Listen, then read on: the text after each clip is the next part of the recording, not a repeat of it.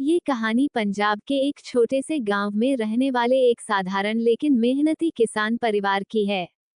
परिवार में बूढ़े दादाजी, माता पिता और दो बच्चे अमन और मनप्रीत थे।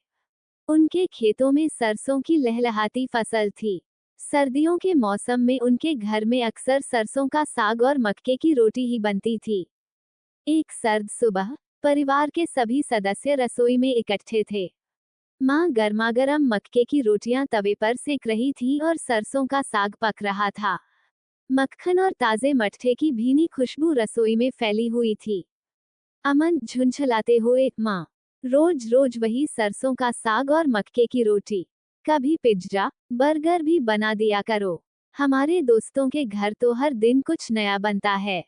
मनप्रीत, हाँ माँ, हम तो वही पुराना खाना खाते खाते थक गए हैं। माँ चुप रहीं, पर दादाजी मुस्कुराए और बोले, दादाजी, बच्चों, आज खाने से पहले मैं तुम्हें एक कहानी सुनाता हूँ। शायद तुम्हारी शिकायत दूर हो जाए। बहुत समय पहले की बात है। एक छोटा सा लड़का था, हरभजन।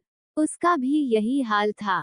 वो हमेशा अपने माँ बाप से नए नए पकवानों की जिद करता था। एक दिन उसके पिता ने कहा, बेटा, अगर तुम्हें कुछ नया चाहिए तो खुद मेहनत करो और जो चाहो बनाओ। हरभजन को ये बात चुनौती की तरह लगी। उसने खेत में जाकर काम करना शुरू कर दिया। सुबह जल्दी उठता, खेत की देखभाल करता और पूरे दिन मेहनत करता। कुछ महीनों की कड़ी मेहनत के बाद उसकी सरसों की फसल तैयार हो गई। घर में सरसों का साग बना। जब उसने पहला निवाला खाया, तो उसे महसूस हुआ कि यह अब तक का सबसे स्वादिष्ट भोजन है। उस दिन हरभजन ने सीखा कि असली स्वाद भोजन में नहीं, बल्कि मेहनत और कृतज्ञता में होता है।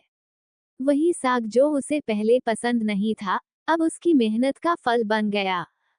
दादाजी की कहानी सुनते ही अमन और मनप्रीत सोच में पड़ गए। अमन बोला, अमन, दादाजी, इसका मतलब ये हुआ कि हमें सिर्फ नए पकवान मांगने के बजाय ये सोचना चाहिए कि जो हमारे पास है, वो कितनी मेहनत से आता है। मनप्रीत, और हमें अपने खाने की कद्र करनी चाहिए। माँ रोज साग बनाती हैं, क्योंकि यह सेहत के लिए भी अच्छा है और हमारी मिट्टी की खुशबू भी इसमें बसती है। माँ मुस्कुराई और प्यार से उनके सिर पर हाथ फेरा। उस दिन से अमन और मनप्रीत ने कभी खाने की शिकायत नहीं की। उन्हें समझ आ गया कि रोज रोज सरसों का साग भी एक आशीर्वाद है।